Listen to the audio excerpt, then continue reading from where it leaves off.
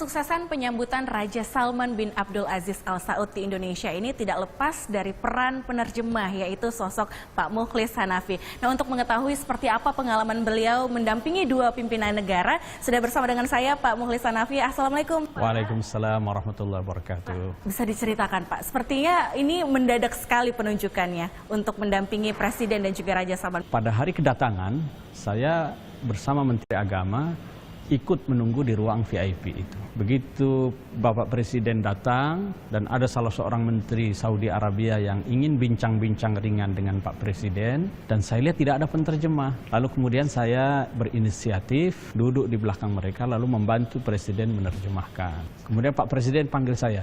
Lalu saya ditanya, nanti di Istana Bogor apakah dengan Anda juga? Saya katakan, di Istana Bogor sudah ada disiapkan yang lain Pak Presiden. Lalu Pak Presiden bilang, Anda kan soalnya sudah biasa. Beliau katakan, nanti ikut di belakang saya ya.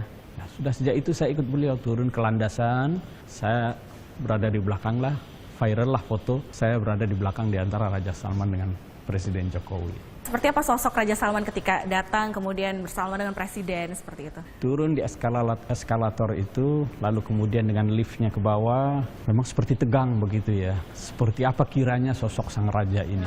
Nah, begitu sampai di bawah, saya ikut mendampingi Pak Presiden. Menemani ya sepanjang perjalanan dari Bandara Halim Perdana Kusuma kemudian hingga ke Istana Bogor. Obrolan-obrolan apa saja Pak yang terjadi di dalam mobil antara Menteri Agama dan juga Raja Salman?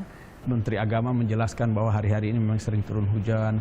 Lalu kemudian dia cerita bagaimana Saudi Arabia dulu saat hujan di lembah-lembah. Lalu kemudian air itu ditampung di kubangan, di sumur, digunakan untuk menyiram kebun kurma.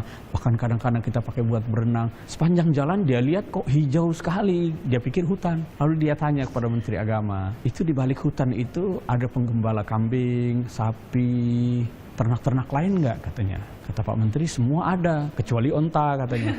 Dia ceritalah lalu tentang onta, kuda, bahkan dia cerita, saya juga punya peliharaan kuda katanya. Pak Mukhlis sempat lari-lari mengejar mobil golf yang digunakan Presiden dan Raja Salman. Bisa diceritakan Pak pengalaman itu? Semula memang hanya Raja Salman dan Presiden yang berada di mobil golf itu ya. Kemudian tampak Raja seperti seakan ingin bicara kepada Presiden. Itu pengawal beliau yang kepalanya pelontos itu, saya kira sangat masyhur. Beliau beri aba-aba, penerjemah gitu. Melihat itu, saya spontan lompat ke atas mobil golf itu dan duduk di belakang sambil berkata, izin Pak Presiden, penerjemah siap. Sudah beberapa hari bersama Raja Salman, sempat foto-foto tidak Pak? Selfie begitu? Jangankan foto dan selfie, salaman jabat tangan saja saya tidak sempat.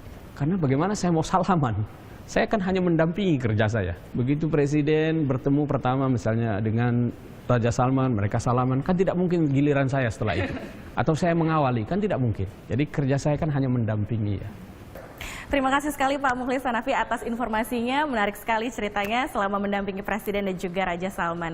Tidak hanya mendampingi selama kunjungan kenegaraan di Jakarta, Pak Mukhlis Hanafi juga telah dijadwalkan untuk dapat mendampingi ketika penyambutan di Bali dan juga pelepasan menuju Jepang. Tim Liputan melaporkan untuk NET.